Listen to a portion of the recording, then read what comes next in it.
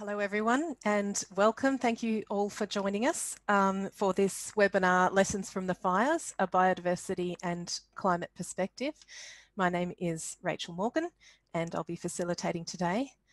I'd like to begin by acknowledging the traditional owners of the land on which I am broadcasting from, the Ngunnawal and Ngambri people and their elders past, present and emerging. And I'd also like to acknowledge country all around Australia and the world for Indigenous people whose custodianship of country is ever more vital as we face an uncertain future. There has been no clear indication, I think, of the time that the time is long past that we should be including the values, perspectives, insights and leadership of traditional owners in all of the planning, that depth of knowledge of country and the history that this continent has seen, the many changes, the many extremes, the perspectives of traditional owners and the values and priorities and knowledge runs deep and is sorely needed at this time. I'd also like to welcome particularly any Aboriginal and Torres Strait Islander people who have joined us here today. Thank you for joining us. This is our first webinar as part of a joint series between the National Environmental Science Programme's Threatened Species Recovery Hub and Earth Systems and Climate Change Hub. We're very pleased to bring you this joint series on climate, fire and biodiversity. These webinars will be held for the next few months, every 2 weeks. Please note, though, that we have a special date for our next event in 2 weeks' time, which will be held a day early on Monday, the 7th of September, in honour of Threatened Species Day. So you can find and register for the full event series at our event page, which will be dropped in the chat in a moment. Make sure that you check out the rest of the series. And to you, the audience, we'd like to hear from you right now. If you are willing to introduce yourselves in the chat, please tell us who you are, your organisation, and also what Indigenous country you are meeting us here today from. And you'll find the chat button at the bottom of the screen. So you'll need to select all panelists and attendees to introduce yourself to everybody who's in the room. And we'll leave that chat waterfall open for a little while to provide your introductions there, and we can all see and hear from each other. I'd also like to take this moment to introduce our silent facilitator, Sonia Bloom, the knowledge broker from the Earth Systems and Climate Change Hub, and she'll be helping us guide us today from the chat room and letting us know what is going on, and also dropping links and resources throughout the webinar for all of you to access. So thanks everyone. I can see those introductions starting to come in. Welcome Zena Cumston. It's good to see you here. Many people from various government departments, from universities all around the country. So please keep those introductions coming while I make a few more introductory remarks. You'll see down the bottom of your screen, if you're not familiar with the Zoom webinars, in addition to the chat function, a Q&A function. So once we've seen everyone's introductions and enter the main part of the webinar, we'll be closing off the chat, but we'll be keeping the Q&A open. So clicking on this button will bring up a panel where you can ask questions that I will put to our speakers and panelists later in our discussion during the second half of the webinar. And you'll also be able to see and like each other's questions.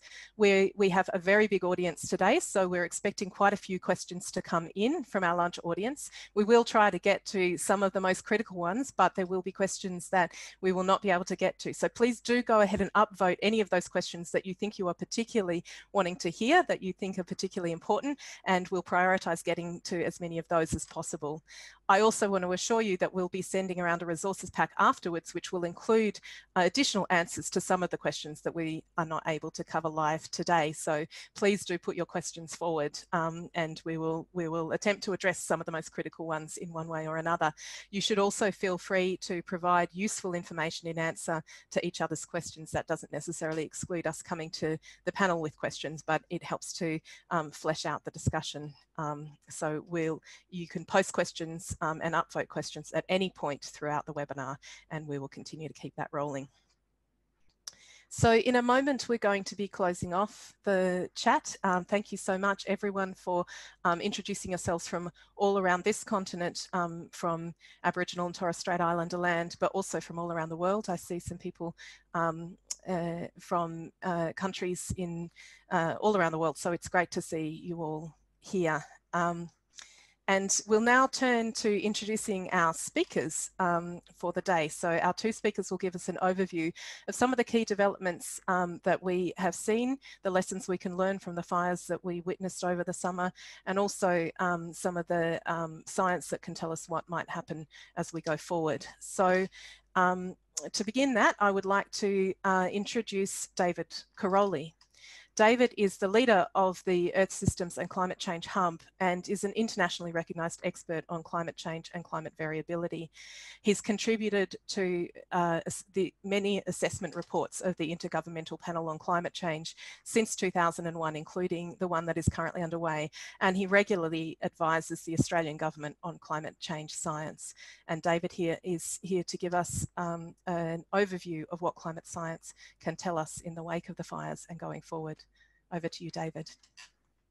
Thank you very much, Rachel, and it's a pleasure to be able to join this webinar. And what I'm going to do is briefly switch to my presentation. And if we're lucky, this should be available now to everyone on their screens. Rachel, can you just confirm that it's being shown to everyone at present? Yes, we can see that. Excellent, thank you very much. So I get about 7 minutes or so to give a very brief update on the climate change influences on bushfires in Australia. And what I'm going to do is specifically try to talk about the observed longer term changes and connections between climate change and bushfires over the last 100 years. Focusing on bushfires in Australia, I'm then going to focus on the, if you like, the topic of most importance, that is the extreme bushfires that affected almost all of Australia and were tragically impacting on ecosystems and people across much of southern and eastern Australia in 2019 and early 2020. And then I'm going to focus on the projections into the future with a few reflections. Where I want to start is in particular on this slide on the left-hand side of the screen, which shows the global average temperature and shows that yes, there is in these global average temperature change an increase in global average temperatures of 1 degree Celsius over, or slightly more than 1 degree Celsius over the last 100 years. And what we can see is that there has been global increases in temperature. Global warming has occurred and is affecting all countries and all regions across the world. But if we now want to look at how that impacts on wildfires, the best indicator that we can use is in fact the very commonly used Forest Fire Danger Index, which is used at quantifying the risk factors that are important in daily fire danger in many different parts of Australia. This is used by the Bureau of Meteorology and most fire agencies across Australia in quantifying daily fire risk. And it combines together 4 different factors: the maximum temperature on each day, the drought factor or the accumulated rainfall over the last 30 days, but particular emphasis on the most recent 5 to 10 days, the wind speed that's predicted to occur on that day, and in particular the gusts that are associated with the wind speed, and the relative humidity. Now, this fire danger rating is based on, if you like, empirical evidence, quantifying and combining those 4 different factors into an index that goes from 0 to more than 100. And the only times that it goes above 100 is when we have extreme, or even more than extreme, we have catastrophic fire danger. 0 is very low, and in most parts of Australia today, we would have relatively low fire danger, except perhaps in the dry season in the northern part of Australia. What we can do when we look at climate change is use exactly this fire danger index to quantify what are the risk factors and how have they changed in terms of the fire weather factors and how climate change has affected those fire weather factors.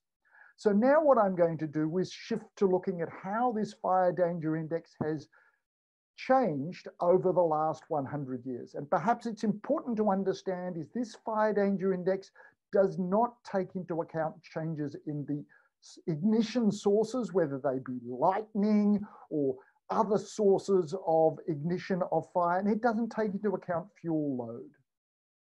So now let me look at longer term changes in fire over the last 50 years or so. On the top left-hand panel is the Australian changes in maximum temperature on a year-to-year basis over the last 110 years from 1910 onwards. There wasn't much change in average maximum temperature year by year until the 1950s. And since the 1950s, whereas the global temperature only warmed by about 1 degree, we've actually seen an increase in the maximum temperatures averaged each year by nearly 2 degrees across Australia. Yes, there's been faster warming in Australia than the global average.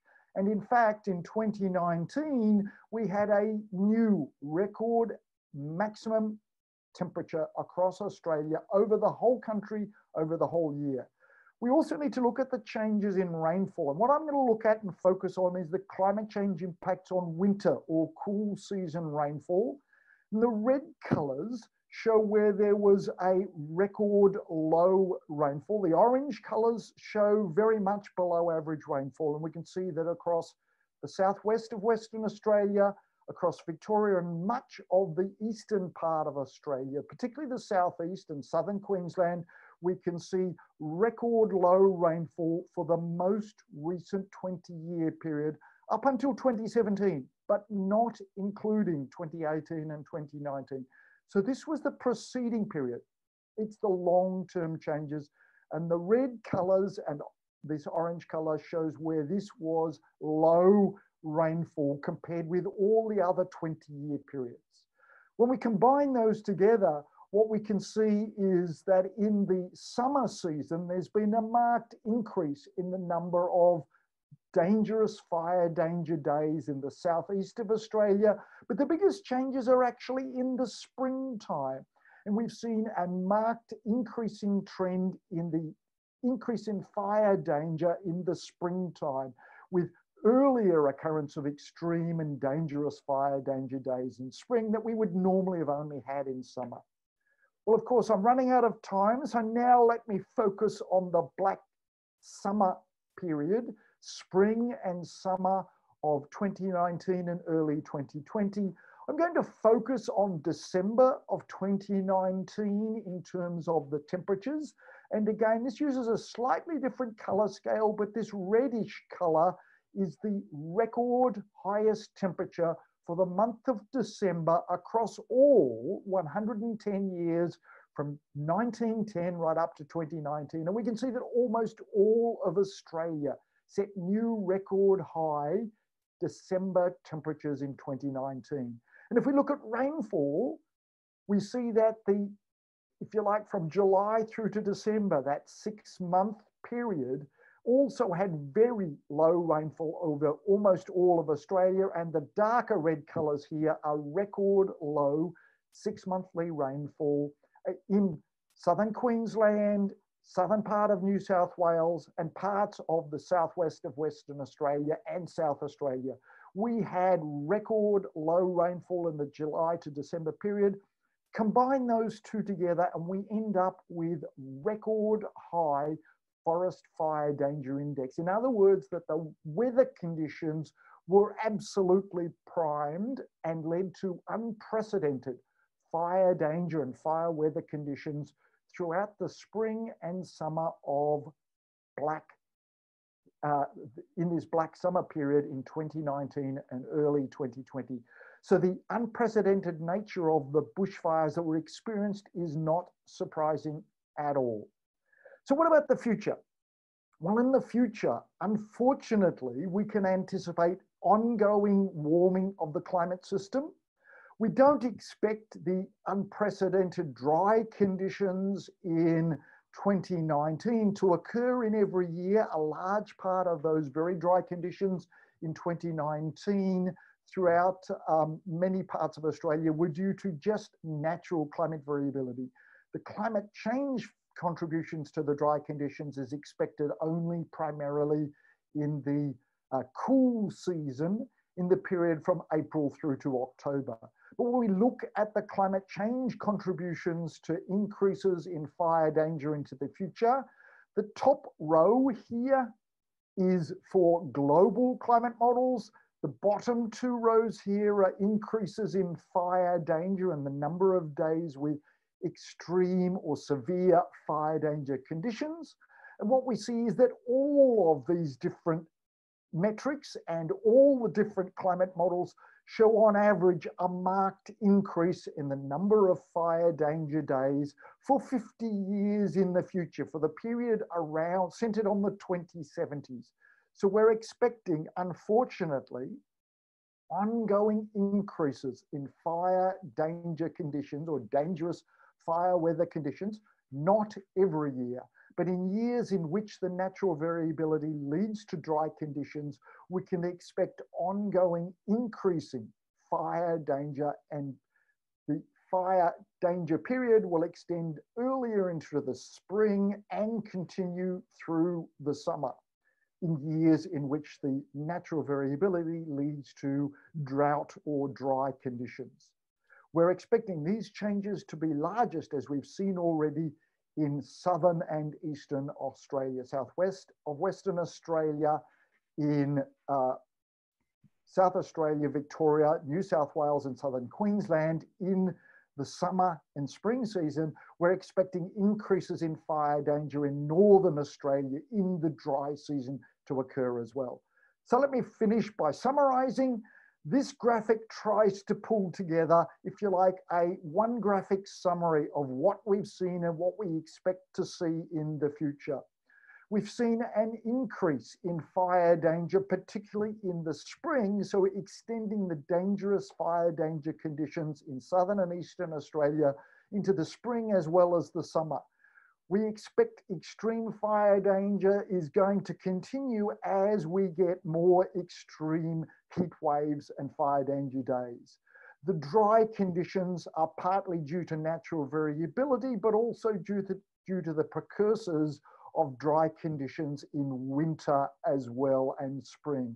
So we expect to see ongoing dry conditions combined with the extreme heat leading to increases in fire danger in spring and summer across Australia. And the other thing which I really don't have much chance to talk about is we're also expecting an increase in thunderstorm activity that can lead to increases in lightning in the spring and summer period as well, that can lead to more incidents or initiation of bushfires in conditions that are pre-set up. I'm going to finish up here and hand back to Rachel. But before I do, there is one more slide which has a set of references. This set of slides will be made available on the website, and you'll be able to link to these references through linking to the PowerPoint presentation or the PDF presentation that will be made available on the website. So now, Rachel, I'm going to hand back to you and you can introduce our next speaker. Thanks very much, David, both for that introduction and that handover. And yes, we will be providing follow-up information, including a resources pack that will be shared on our website and with everybody who's registered today. So that will include those resources and the slides from today that David has just shown us with all those links. So I'd like to turn now to introduce our second speaker, John Wanoski. John is Deputy Director of the Threatened Species Recovery Hub and Deputy Chair of the Australian Government's Wildlife and Threatened Species Bushfire Recovery Expert Panel. He has a very long experience in research, management and policy relating to Australian biodiversity and is one of Australia's foremost champions for saving species from extinction. So John is here to tell us about what's happened with the recent fires and the recovery of our wildlife and what this means for the future. Thanks, John. Thank you, Rachel. I'd like to start this by extending my sympathies to the individuals and communities who've suffered in last season's fires. And I'd also like to pay tribute to the many people who responded to these fires and whose responses have very much helped the recovery of nature in Australia. So thank you very much for those people. Human history is littered with setbacks and disasters, and our society is the better when we learn from those mistakes and errors. And this is essentially the subject of my talk, how we should learn from the setback that was the 2019-2020 fires. We need to review what worked and what didn't. We need to look to the future. We need to identify what we most value. We need to understand the causal factors and try to change them. The 2019-20 fires burnt about 12 million hectares in southern and eastern Australia, as shown by the red on this map, but notably with exceptional severity, extent and duration. And they left very few areas unburnt. And the timing of this webinar is actually quite interesting anyway, because it's 12 months now since the fires started in Queensland last year, and we're now gearing up far too soon for the next year's fire season. So we need to learn from the mistakes or learn from the last fires.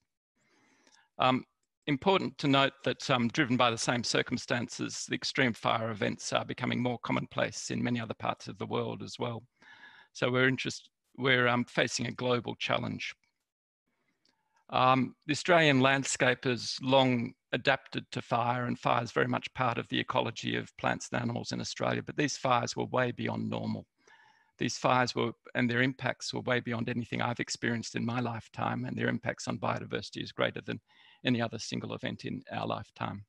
So they've affected a vast number, many hundreds of threatened species, including many species whose entire range or entire known population was burnt in these fires. They've set back years of work by individuals, community groups and governments on the recovery of nature in Australia. And they've severely affected many other species that we thought previously were secure. And now many of those species will be imperiled. Here's two examples of species showing the contrast in fire impacts. The Capita rock skink is restricted to a really small part of northern New South Wales and is one of many cases of highly localised species which have been severely impacted by these fires. But in contrast, the yellow-bellied gliders got a really large distribution from southern Victoria to Queensland. And we'd have thought with a distribution like that, that species would be very safe. But its extensive forest habitat has been really severely affected by these recent fires. So that species which we thought was safe is no longer considered safe. And it's an interesting case because this yellow-bellied glider has a really slow reproductive rate. It requires intact, large, extensive forests. It requires hollows to live in, and it's got a very poor dispersal ability. So it will take decades, if not centuries, for that species to return to the populations it had 12 months ago, simply because of the impacts of these fires. We know about 3 billion individual vertebrate animals were in areas that were burnt by these fires, and most of those animals will have been killed by these fires. The really extensive conservation network, the jewel in Australia's conservation system, much of that was affected by these fires, including World Heritage Sites, including burning in many ecological communities and vegetation types that really rarely burn in Australia and are ill-suited to burning. But it's not this single fire alone. Fire's got to be contextualised by its sequences. So many Australian birds and plants and animals require a long time between fire. The interval between those fires is critical. They won't build up populations subsequent to fires if there's another fire too soon after the last one. So here's an example here with the noisy scrub bird, which requires decades after fire before it will recover. And what we're seeing at the moment is diminishing intervals between successive fires, which is making it really difficult for species to build their populations back up and recover. I'll briefly touch on some of the conservation responses to these fires, what was done. And what was done, I think, was extraordinarily magnificent effort, really exemplary in many cases. I'll touch on a picture of koalas, not because I particularly like koalas, but because of the symbolism of the imagery and the power of that imagery. Pictures of badly injured, burnt animals, galvanized global and local and national concern. And that really very much stimulated the government's response and the recognition that we all care about nature in Australia and globally. We have something of value which we need to consider and conserve. I think the government response was exemplary. This is my mind map of what was done. There was a really early commitment to recovery of nature. There was substantial resourcing, which was made available very quickly, in consideration to how governments usually work, at least anyway. Collaboration was really well established. There was independent advice, which helped set up clear, justified objectives. And that allowed for there to be really rapid on-ground response, which was critical because this was an emergency, and that critical on-ground response was actually very much helped the recovery of much of nature. Ultimately, there'll be monitoring of what worked and what didn't work, and there'll be longer term consequences and obligations. The Australian government had 4 main objectives for the recovery of biodiversity and threatened species. One was a much more short-term one, which was trying to alleviate the suffering of injured animals, but more over the longer term and more strategically to prevent extinction, to maximise long-term recovery, and to ensure learning. So some of the things that were done, and many of these things actually have greatly helped recover species or increase the likelihood of recovery of those species. So there's initial response, which was across many scales and fronts of treating injured wildlife, and the community was heavily involved in that. But then many of these other actions have also helped. So finding out where the unburnt refuge areas were, prioritising those species and sites that most needed conservation response, provision of supplementary food in some cases, survey to see what was still there, and then protecting surviving populations from the threats that would have compounded the fire impacts. So what lessons can we learn from these fires? I think the lessons are really across a whole range of different spheres. And the policy and planning one, the most important one, I think, is that we didn't really sufficiently well identify where the key biodiversity assets were that needed protection, and include those assets, biodiversity assets, as matters to be protected in the fire operations. And we need to do better than that in the future. I think our resourcing of some of the fire response, that fire response, Australia's fire response was great in many respects, but I don't think it was sufficiently resourced and prepared. And we need to do better in the future, I think. We need to factor in catastrophic events into conservation planning. We haven't done that very well in Australia yet. Much of the fires affected Australia's magnificent forest estate, and I think we need to reconsider or reevaluate the conservation assets, or the assets in that forest estate, how we use that estate, how we manage it, and how we ensure that the risks to that estate are minimised and managed appropriately. We need to develop, I think, regional recovery plans, but they've got to be more than recovery. I don't think we'll be able to return to the state of nature it was immediately before these fires. So I think we need, instead of recovery plans, recovery and beyond, or conservation future plans at a regional scale. Ultimately, of course, we need to address the underlying cause of these fires, and the magnitude of these fires and their catastrophic impacts on the economy, on communities, and on the environment means that it indicates that Australia will pay dearly for climate change if it's left unconstrained.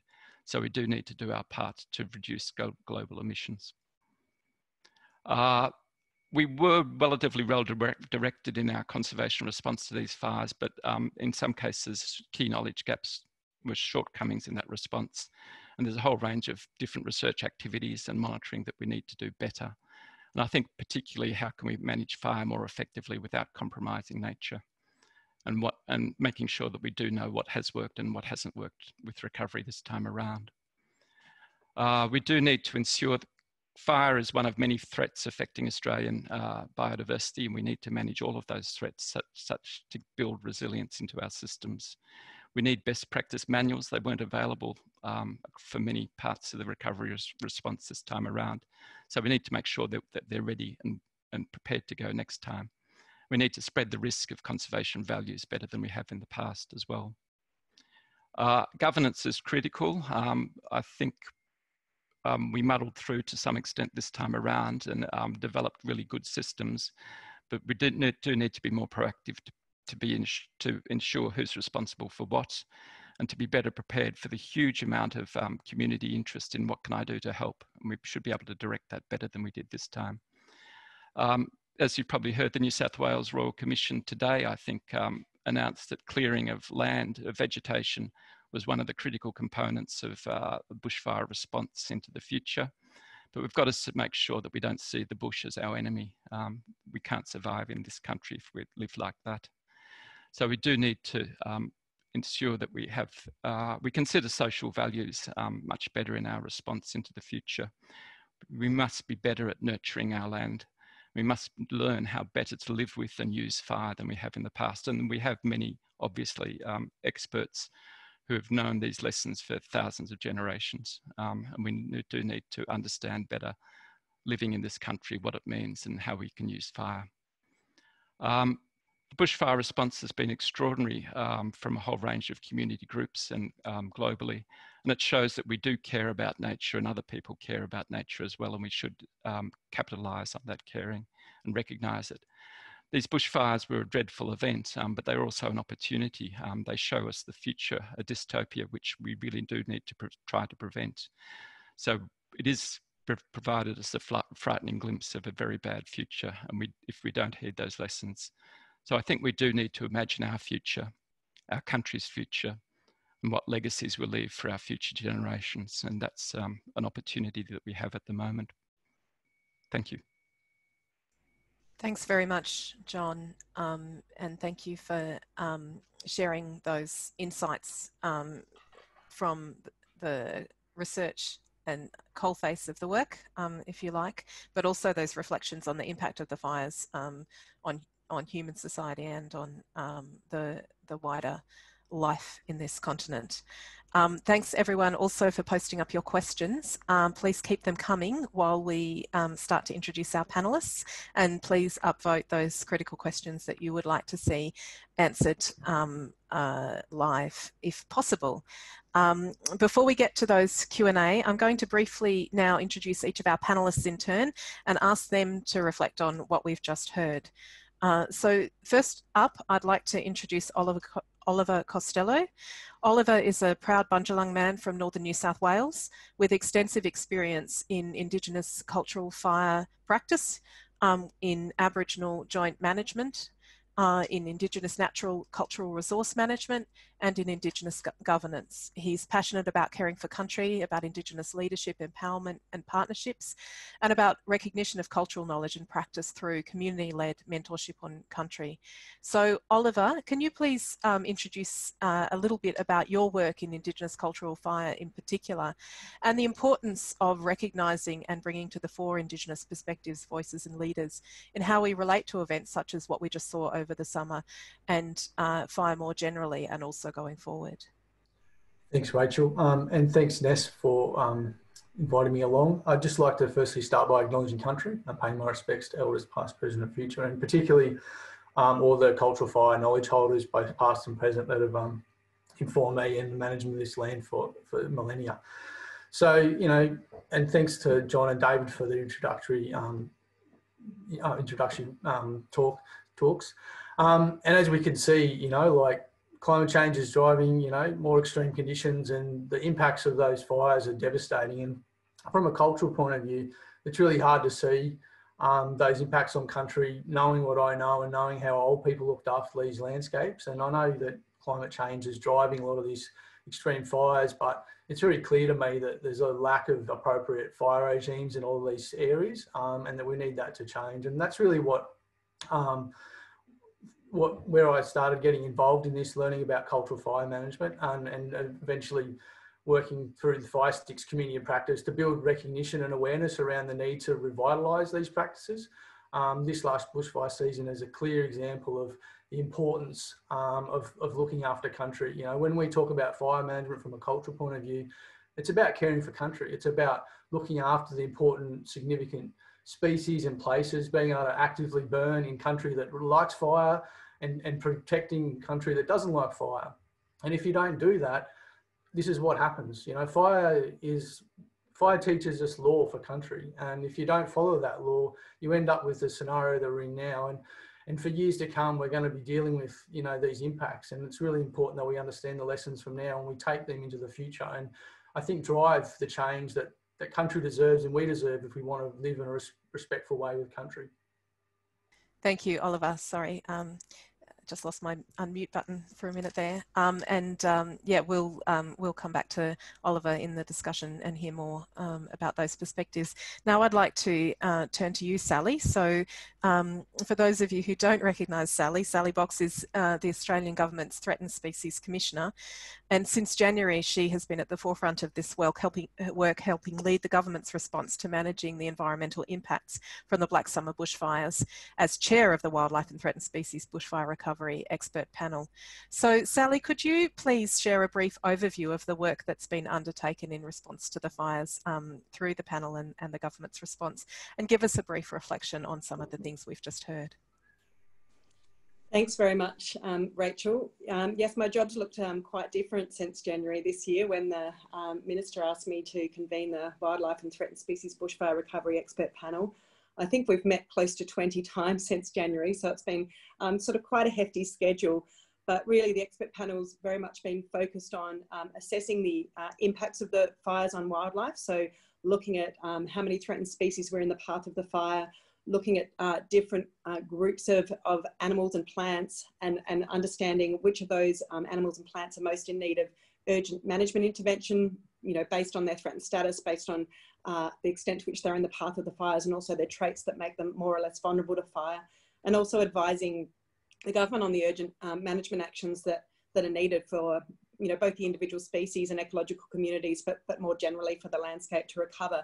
And that advice on the priority species that need support, and on the actions that we need to undertake that's come through the expert panel, has really, I guess, guided the Australian government's investments through our grants programs, through our relationships with our service providers in the regions, and through the states and territories as well. So it's been a lot of science done in a very short period of time, but it's very much been the evidence base that's been used to guide the government's investments. So it's really been an extraordinary period. I think going to sort of some of the positive things that John highlighted, I think it has been a sort of a rapid, pragmatic and collaborative response from the science community, who've really worked together and shared data to assess impacts, and not just for the koalas, but also for some of our more obscure plants and our invertebrates. John's made sure that they've absolutely been up there with some of the more charismatic species.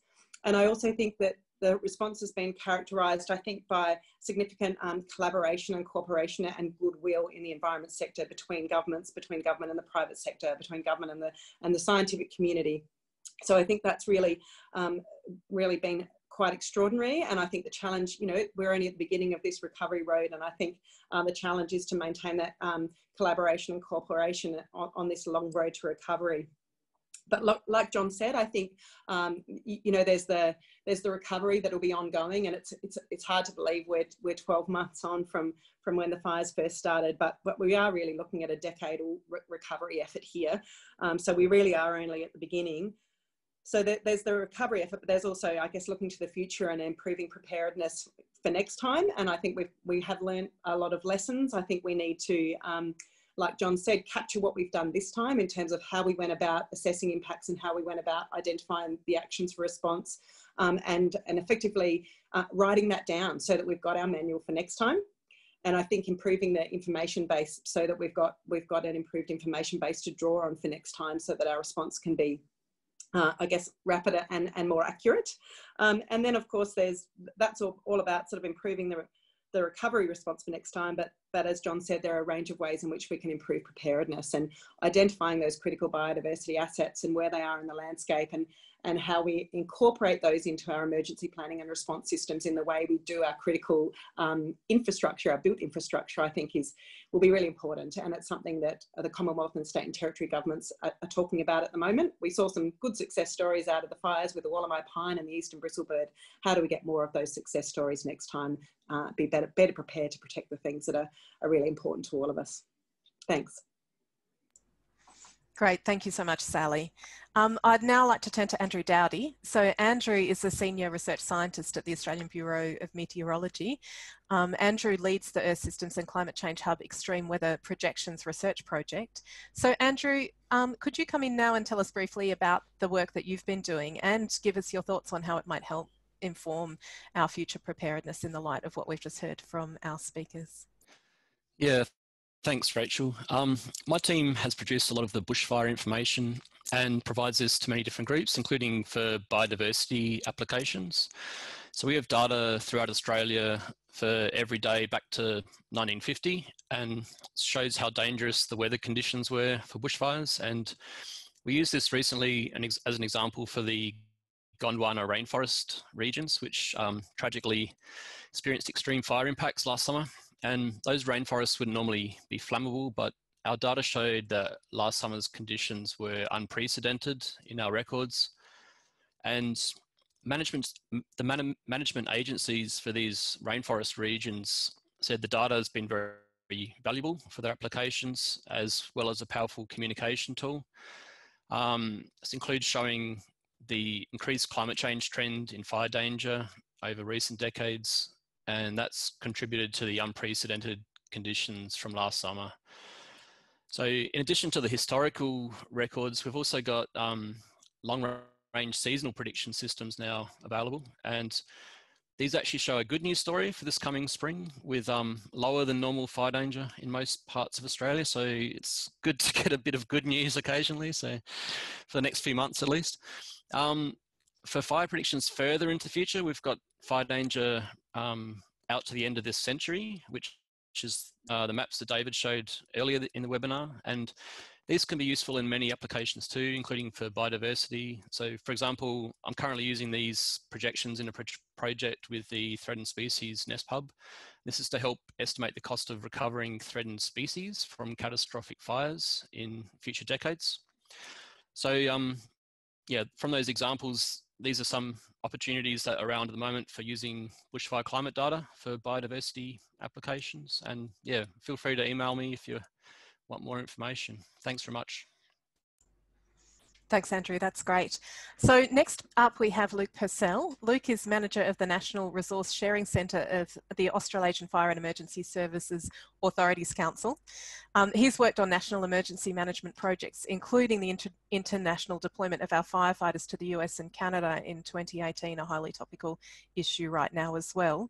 And he's also been involved in coordinating international assistance and interstate resource sharing during the recent fire season in Australia. So Luke, as project lead on AFAC's climate change group, what are your thoughts on how this kind of science and how this kind of research can help support AFAC in its work? Thanks, Rachel, and good afternoon, everyone. I just want to start by acknowledging the traditional owners of the land and pay my respects to the elders past, present and emerging.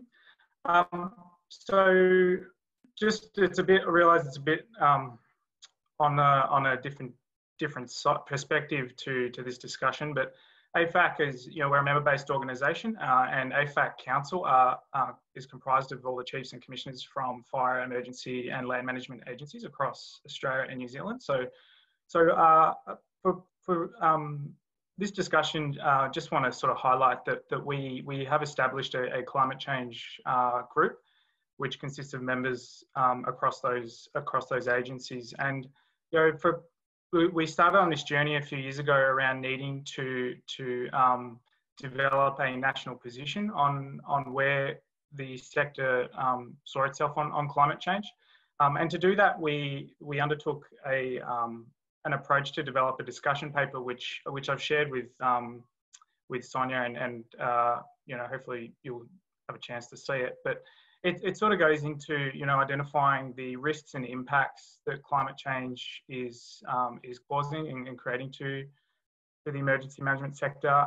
Also, it uses the trend data that we gather in support from the Bureau of Meteorology, and where we're, and all that's been presented today, and so really using that physical science, but also looking at the transitional risks, the legal risks that the sector is facing, and the public and private sector more generally. So we put that out there and to identify the key issues, but also how what are the priorities that the sector can work towards. So we ended up developing a national position on climate change, and also identified the priorities that we wanted to work towards, and really that information has helped us establish a strategic work plan, which covers a number of key areas around, investing more in research and development, looking at ways of integrating policy,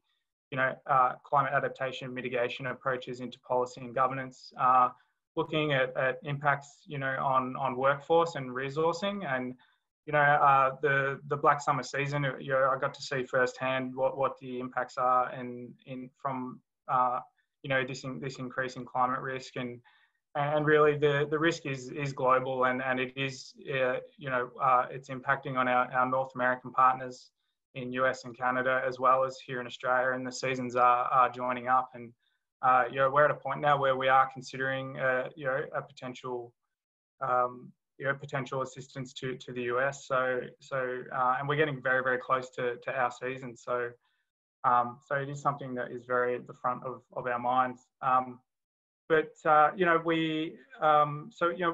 strategic work plan covers a range of areas, and I won't speak on behalf of jurisdictions and states and territories in terms of what they're doing, but we are seeing individual agencies put forward strategic, specific agency climate adaptation plans. So it's not just a statewide plan; it is specific to emergency service agencies. So that detail is we've been able to galvanise the sector, and we have moved from an ability to really not talk about it at all to really having some open and frank discussions about it. And I suppose the priority for this year for the climate change group in 2020 is we are undertaking some further research to look at future plausible climate scenarios and how they're going to, how those scenarios will impact on, whether it's urban agencies, rural land management agencies, SES. So are covering off those contexts. So that is something that's being undertaken in 2020. And we're also looking at our communications and stakeholder engagement piece, and how we can continue to collaborate and share ideas and figure out a better way of enabling adaptation pathways across the sector. So personally, there's just, if there's any information that we can further tap into that supports that biodiversity ecological component, that I think that's something that everyone is open to. So the more information we can have, and that can inform our approach and engage with communities on how to better consider these aspects, I think that's certainly a discussion people are willing to have. So I might leave it there. Thanks, Rachel. Great, thanks, Luke. That's really helpful, and we can come back to some of those questions in a moment. Before we open up for broader discussion, I'd now like to turn to Dan Rogers. Dan is the Principal Ecologist with the South Australian Department for Environment and Water, and he provides strategic ecological advice to government, natural resource managers and non-government organisations in his state. So, Dan, could you please introduce yourself briefly by telling us a bit about what you saw with the fires earlier this year, and give us your initial reflections on the issues that the speakers have raised. Thanks, Rachel. I guess my role in bushfire recovery this last summer has been mainly focused on the Kangaroo Island wildfires. So the Kangaroo Island wildfires burnt about half the area of the island, so about 250,000 hectares. And the important point there is most of that was burnt in native veg. So something like 75% of all the native vegetation on Kangaroo Island was burnt in this single wildfire event. So significant impacts on a number of species that we were already pretty concerned about prior to these fires coming through, where some species such as Kangaroo Island dunnet, up to about 95% of all its known habitat was burnt in that single fire event for a species that was already extremely endangered, very endangered. In terms of reflecting on this fire season and reflecting on some of the comments that have been made by other speakers, I guess one of the main things that has struck me has been the value of building and maintaining the resilience of these ecological systems and threatened species, not in response to a particular catastrophic event like the fires, but the rest of the time.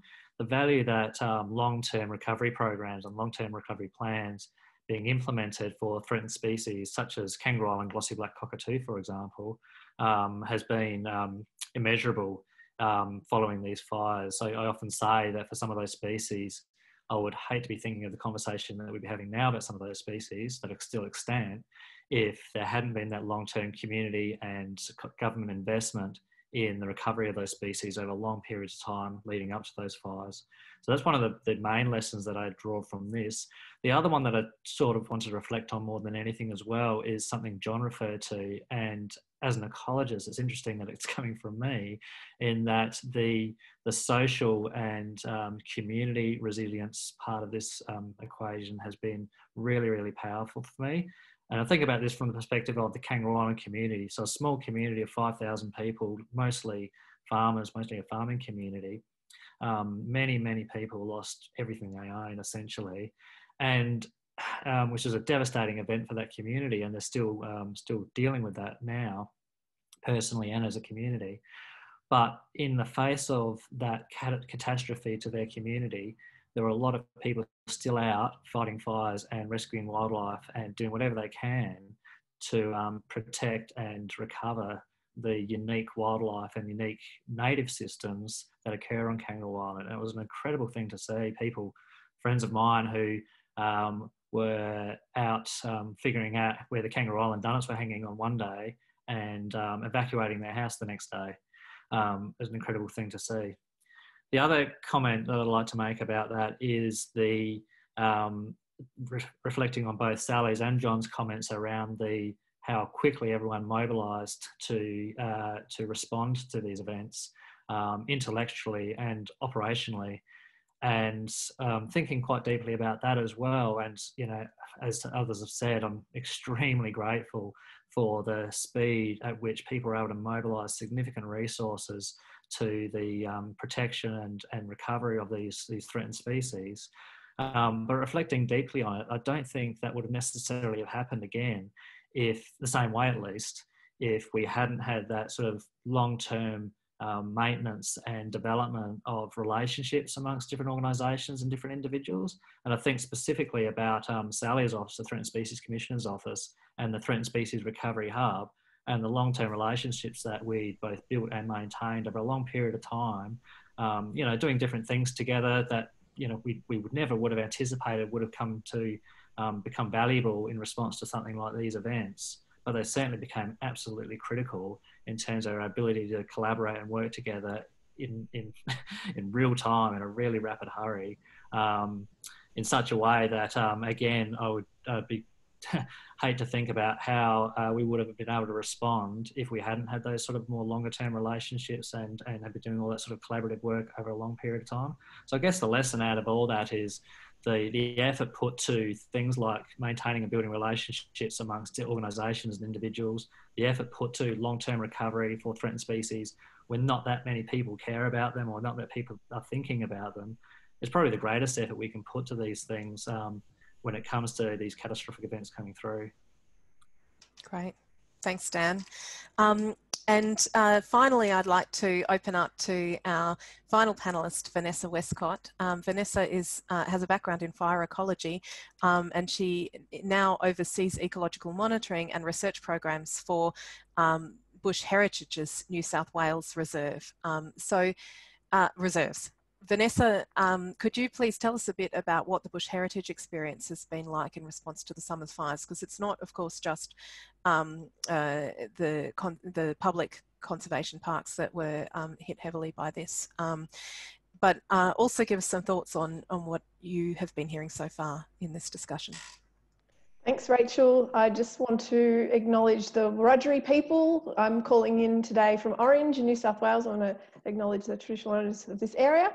So I'll give you a quick background on Bush Heritage for those who don't know. So Bush Heritage Australia is a national not-for-profit conservation organisation, and we do two things. We either purchase significant ecological areas as reserves, or we partner with other landholders like traditional owners to support the work they do on country. And a large proportion, over 90% of our funding, comes from donations from the public. So we're not tied to election cycles or government grants so much. We've got an opportunity to think long term and try things out and learn and adapt. And right way science underpins what we do. So we really prioritise working with traditional owners wherever we can throughout our work.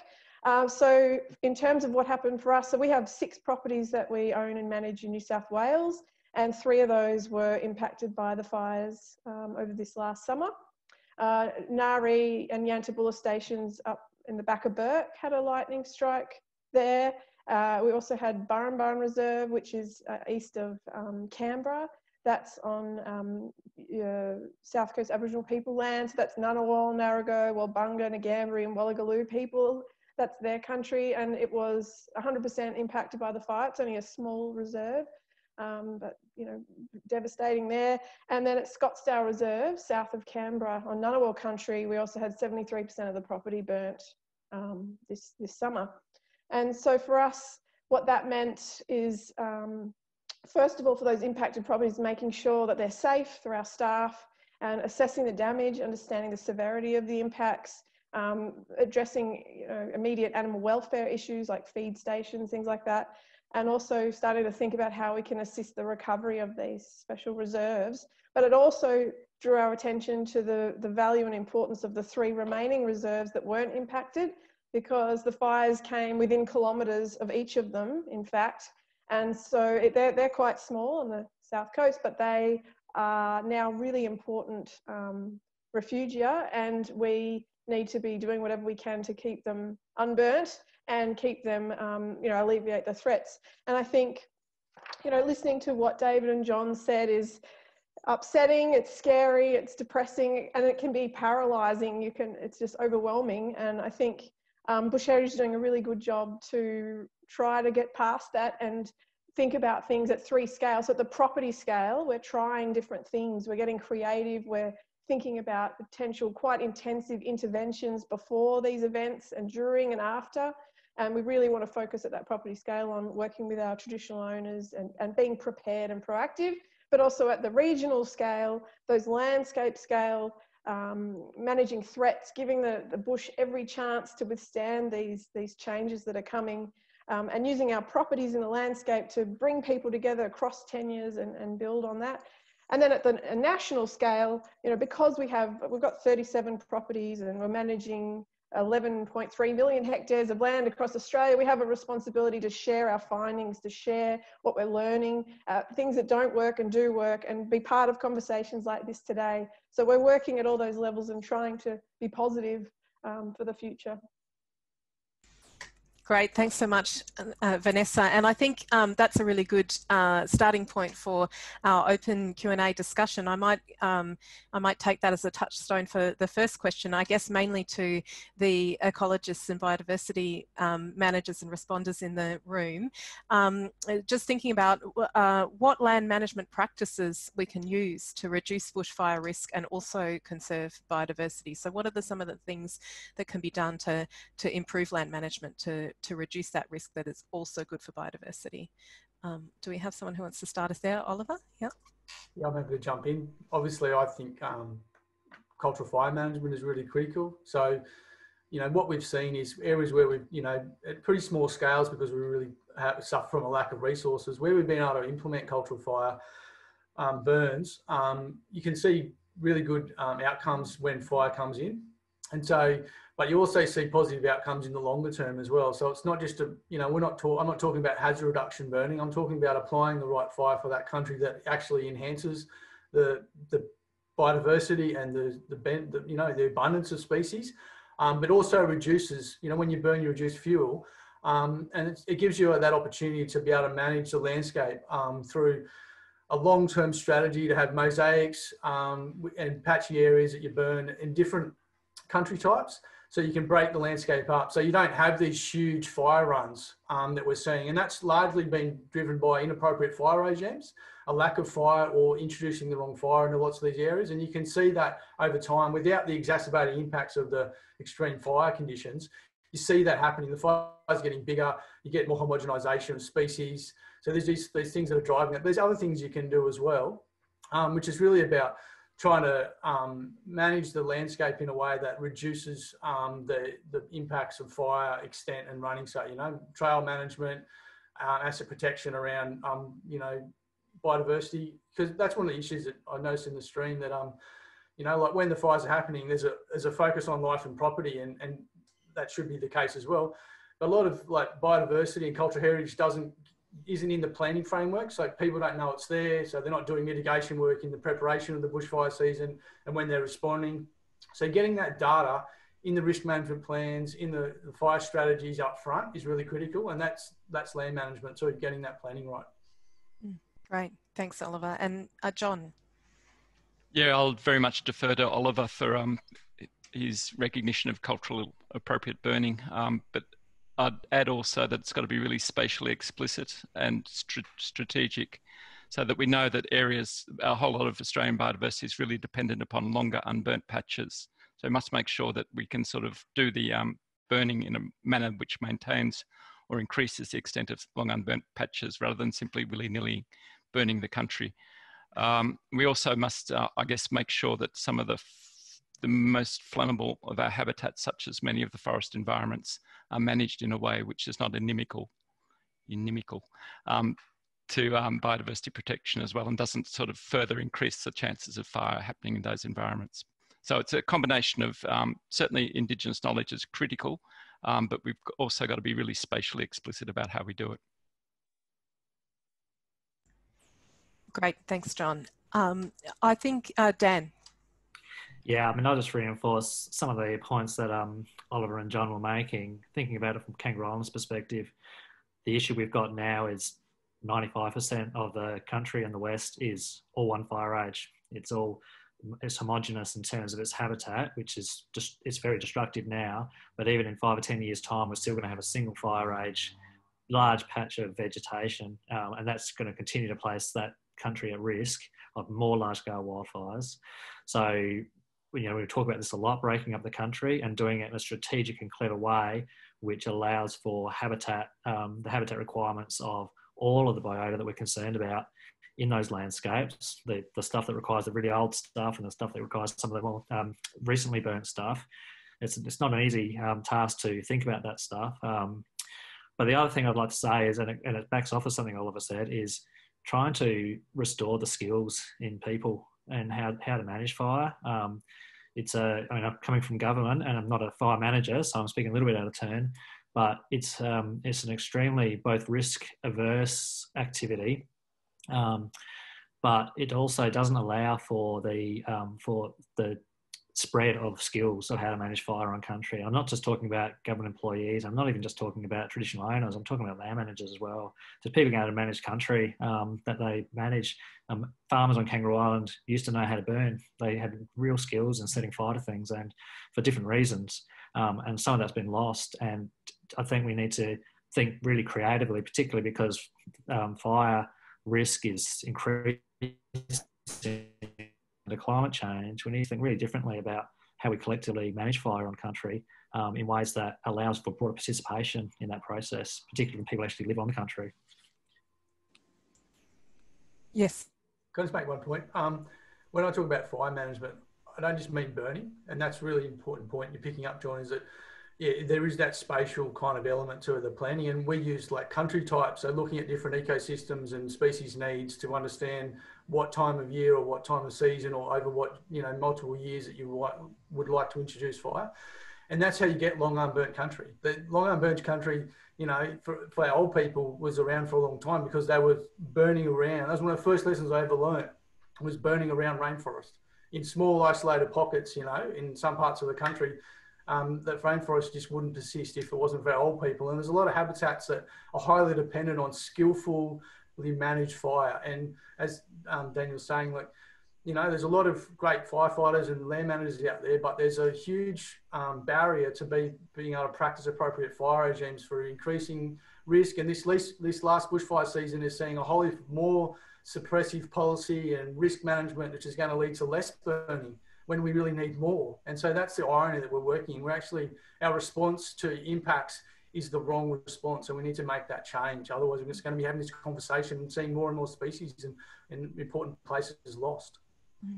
Great. Thanks, Oliver. Sally. Thanks, Rachel.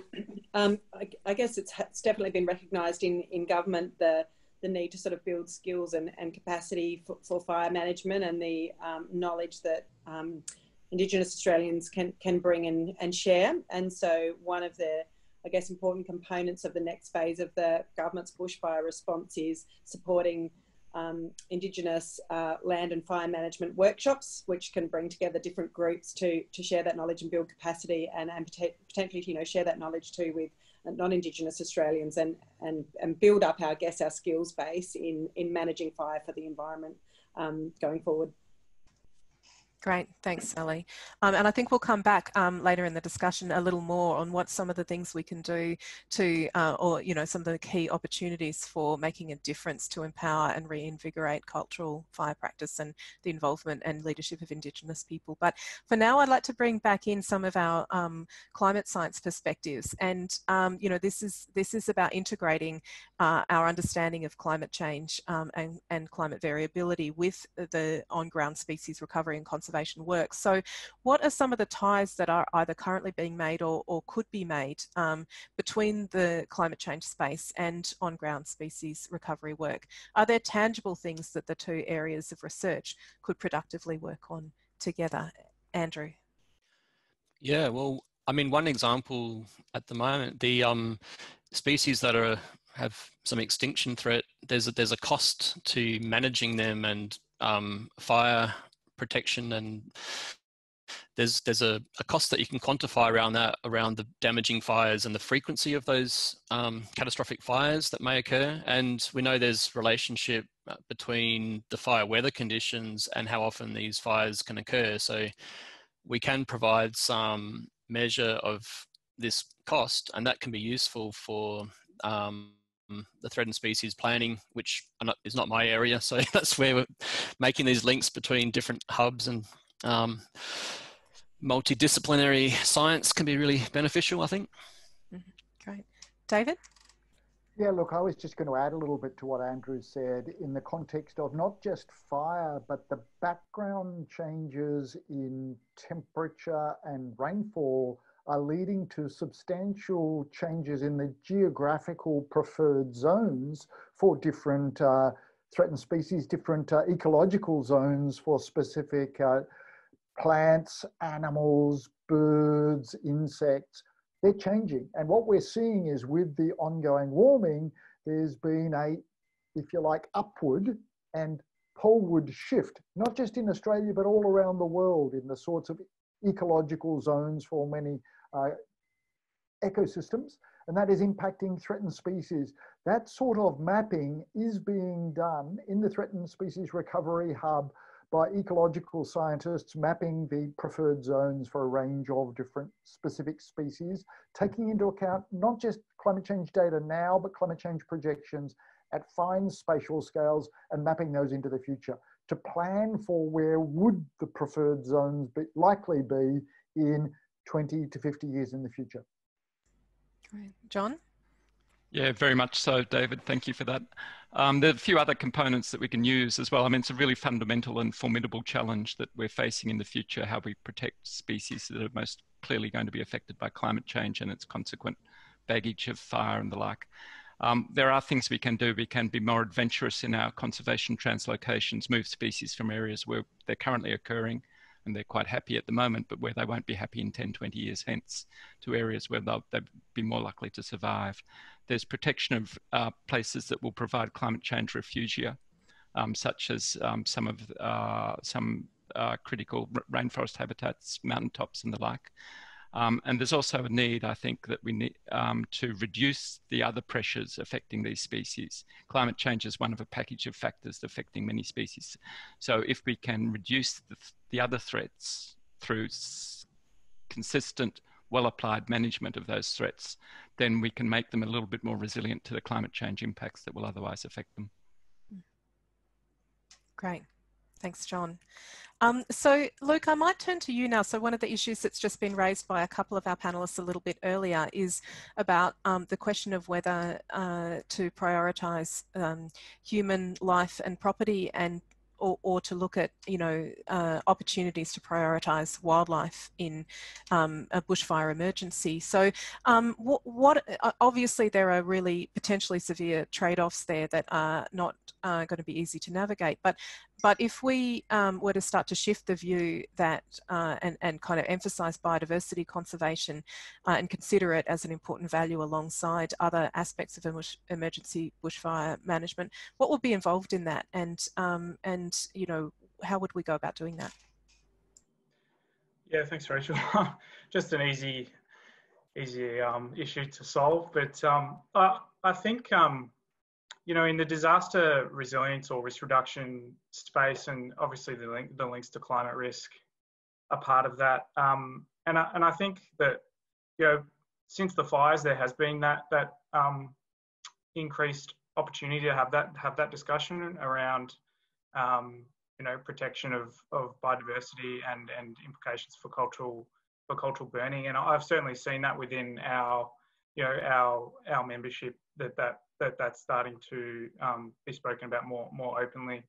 But I you know, I'm certainly not an authority on fire management, and I can't speak on behalf of our agencies and states and territories. Is the context is different everywhere.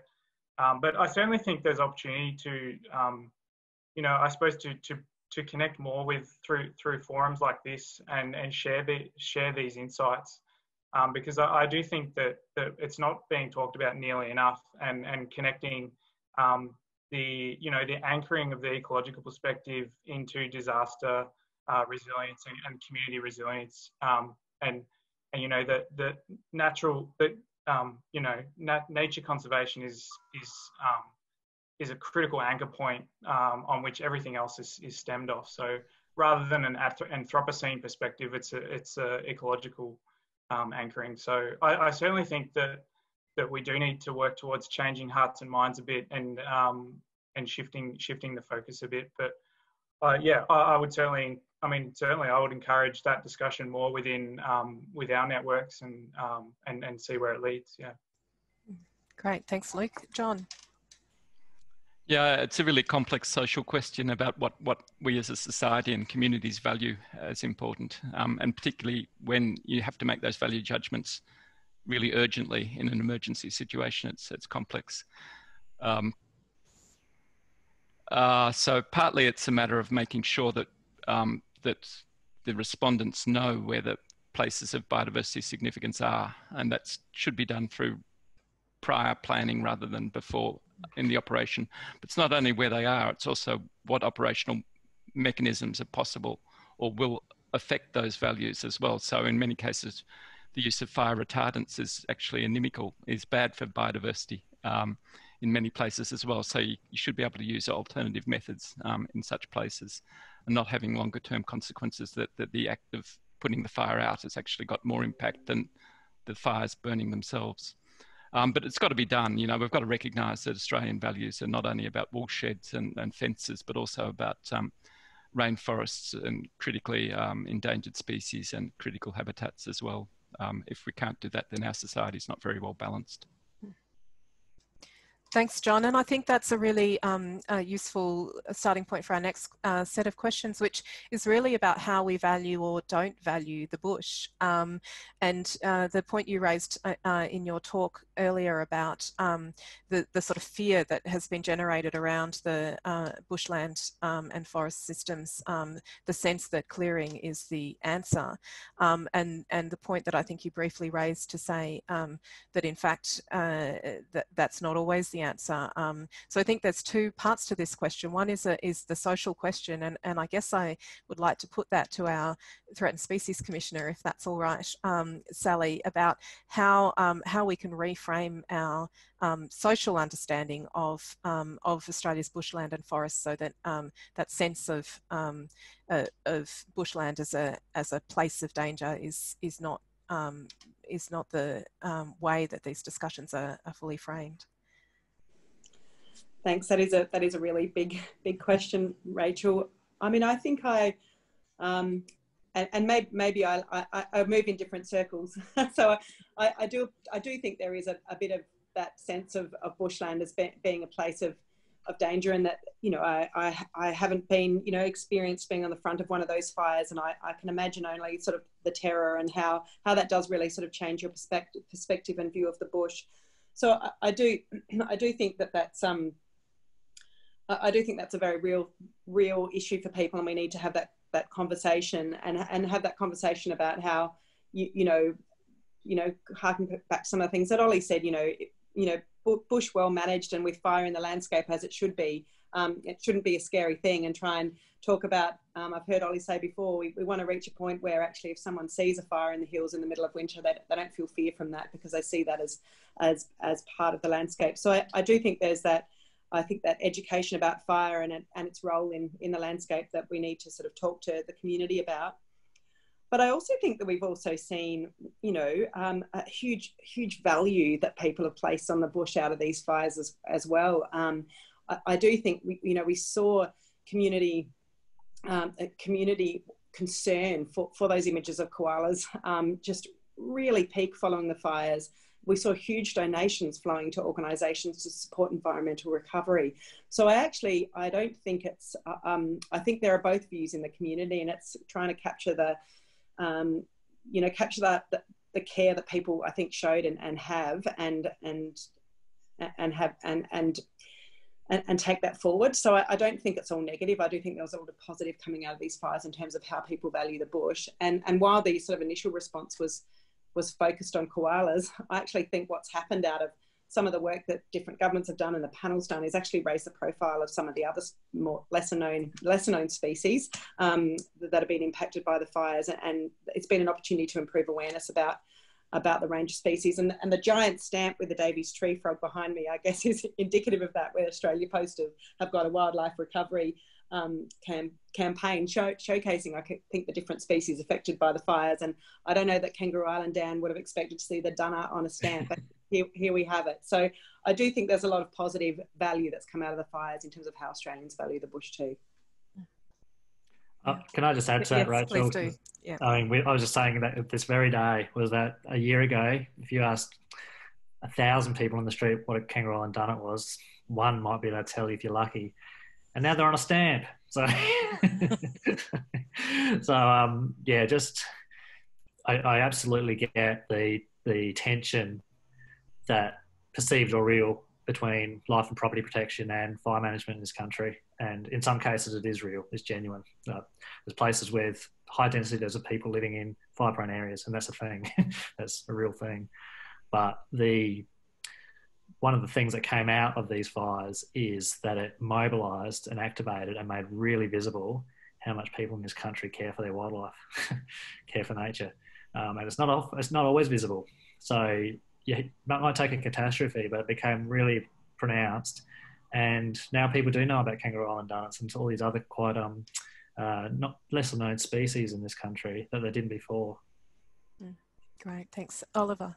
Yeah, I just want to add to it. Like, I can totally understand that, if you reduce the fuel, then you reduce the risk, but it's the wrong way of looking at it. Like, we're talking about our ancestor trees, we're talking about landscapes that are largely so volatile from fire because they've been cleared in the past, and this regeneration, which we want to see because we want to see more biodiversity and stuff coming back, but we've got a lot of environments in transition.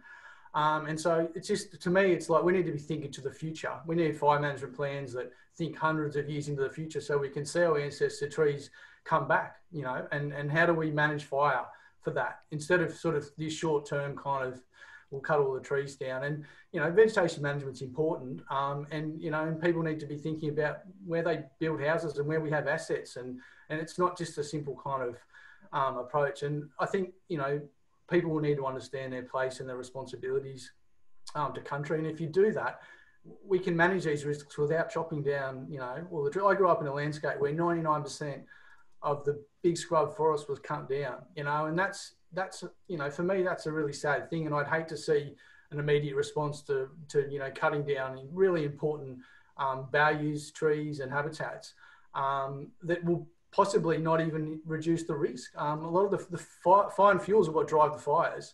And again, to the canopy when you mismanage the landscape. So it's just that understanding. I think people need to understand, and I think people will come to a better understanding of how to manage the land around them. Great. Andrew. Yeah, I guess touching on some of these points that have been raised, it's not my area, but I imagine it's very complex being a emergency service manager or fire agency when you're trying to juggle buildings versus, you know, do you send a water bomber somewhere or protect some trees that may be highly valued, or someone's house? And I mean, these trees can last for, you know, many hundreds of years, and the whole ecosystems may not ever recover again, like the Gondwanan forest on Western Tassie. That, you know, so there's these decisions to make. And then I guess other things around, there was it the emu wren, some you know, even fuel reduction burns versus ones that are wildfires. There's all these different factors to consider. It must be complex. So it's I guess just a reflection that maybe doing the climate science is easier in some ways than these actual on the ground management decisions. Mm. Yes, but what I think is interesting there, you've kicked us off with climate science, is this, I think David was talking before about integrating climate science and biodiversity science across whole landscapes, not just in terms of fire preparedness, but more generally. And I believe, you know, Vanessa, you've already touched on this a little bit, but you had talked about the work that Bush Heritage has been doing around managing both at the reserve scale, but also sharing that knowledge at a landscape and national scale around integrating, I guess, climate knowledge with biodiversity planning and with working with traditional owners on country to have traditional knowledge also be informing decisions. So perhaps you can help us understand a little bit more about building resilience in our bush through the work that you've been doing and through integrating those different approaches and knowledge bases. Yeah, thanks, Rachel. I think a big part of what we do is focus on that landscape scale. And I think, you know, if we own and manage a reserve and do the absolute best we can to alleviate the threats and give that bush every chance to be as healthy as it can possibly be. So, you know, feral predators, feral herbivores, weed management, all those sorts of things.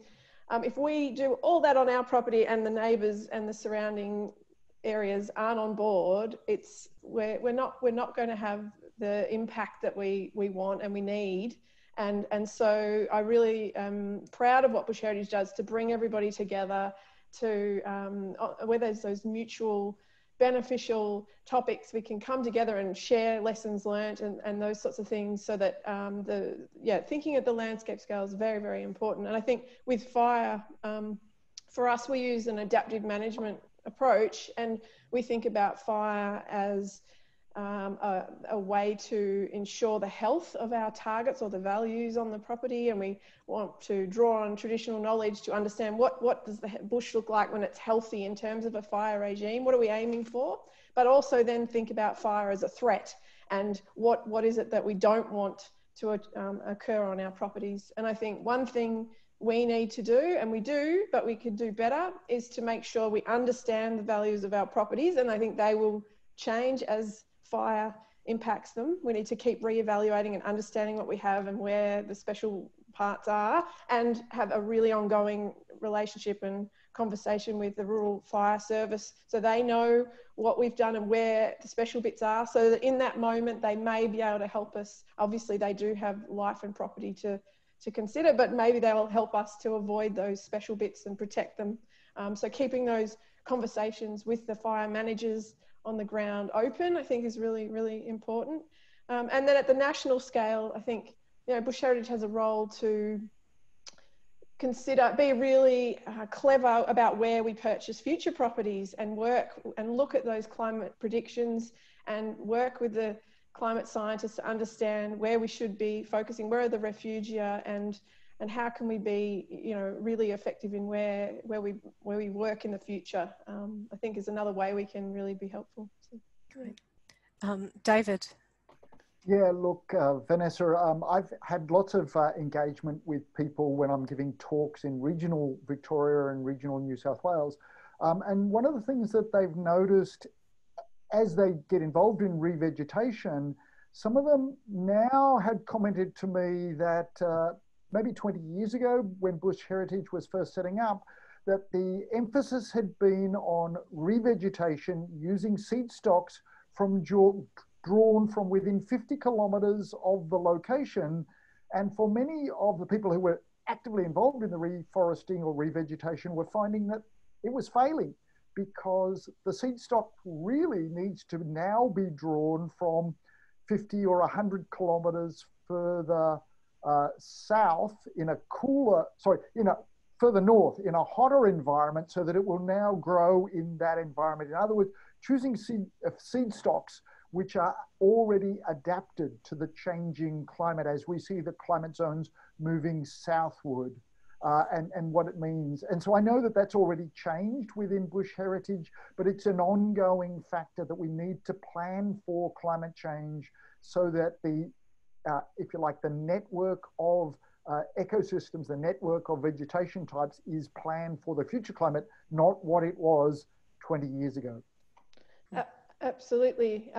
So we have a really exciting project at our Nardu Hills Reserve in Victoria, where we're doing what we call climate adjusted provenancing, where we're, because we had a dieback of grey box and yellow box, and we needed to revegetate. And so we've gone to what we call climate analogues. We've gone to places where the climate is predicted to look like at Nardu Hills in 30 to 70 years. So those hotter, drier places, and collect seed from those areas and we're doing a big trial there, because it has been a real shift. Previously it was local provenance, but we've got to think and be clever and adapt what we do. So we're really excited about, we're just starting to plant them now, so stay tuned. But I think that's a really important, those clever ways of thinking about, and potentially more intensive interventions, proactive thinking. We're going to have to get smarter, and it's going to cost more, and we're going to have to, but we've got to do it, I think. And we're looking to work with universities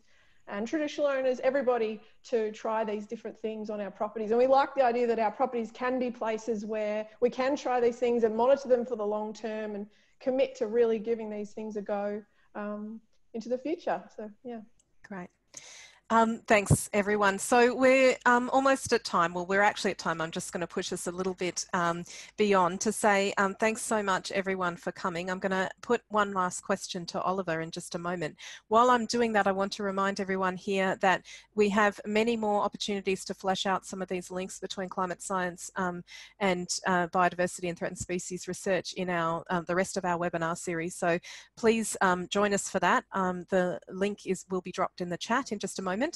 And our next webinar is on Threatened Species Day, Monday the 7th of September, so please join us for that. We'll also be addressing many of your questions in follow-up Q&A materials that we provide with our resources pack, so watch out for that there. And thank you so much, everyone, for your excellent questions and comments to each other in the Q&A throughout this webinar. So Oliver, I think I'm going to close with a question to you, which is, obviously these are incredibly complex issues, and there are a lot of factors at play, but from your perspective, is there one key opportunity or opening that we need to be looking at now that could make a big practical difference to empowering traditional owners and reinvigorating the cultural fire space in this country? Thanks, Rachel. I'm really looking forward to hear more about Sally was talking about, as far as the federal government support for more cultural fire workshops, and I guess what I think is critical in our clear platform is around cultural fire mentoring and training frameworks that can empower cultural knowledge. So Indigenous-led, being able to rebuild that cultural authority on country, so that all Australians can engage with First Nations custodians around managing land, but doing it under their authority, because that's really where we need to go back in time and start and learn the lessons of the past. Like a lot of the fire management today is a legacy of our old people's knowledge, but a lot of it's being misappropriated. So we need to restore that authority back into the community's hands, and then work with everybody to be able to manage country in a good way. And that really requires, a lot of people have been, disconnected, moved off country, and they need to be able to reconnect with country. And that might take, years or decades or whatever, but we need to start, and it's started. Fire Six has been able to develop a really comprehensive community of practice without really any resources and access to land. Most of these landscapes that are burned, if you're a traditional owner, you're really struggling to be able to get access to land unless you work for government. And then you have to use government frameworks and protocols and planning and policy. So it's really hard for us to be able to manage our country in the right way, because we're being restricted. So getting those restrictions out of the way and that knowledge and practice in place. You only learn about fire by doing it. You know, that's the way you learn. It's an experience-based knowledge system.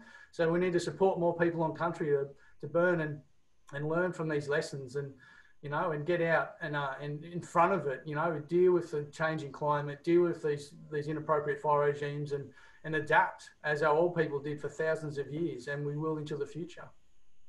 Great, thank you. And on that note, I'd just like to thank all of our speakers and panelists today and our audience members for your amazing participation. I think it's been a great discussion. It's just the start of a discussion. We'll have more resources, and of course there'll be more work in this space and more opportunities for us to continue to make these connections between our various areas of knowledge and research. So we've opened up the chat again now. Please provide any final comments, audience members, or thoughts if you'd like to, and please do register for the rest of our series. Also, as you log out, you'll see that there's a feedback form. We would love your feedback. It's really helpful in helping us run these events and understanding what issues are most at the forefront of your minds. So please do take a moment to fill in that feedback, and please do join us again next time. Thanks, everyone.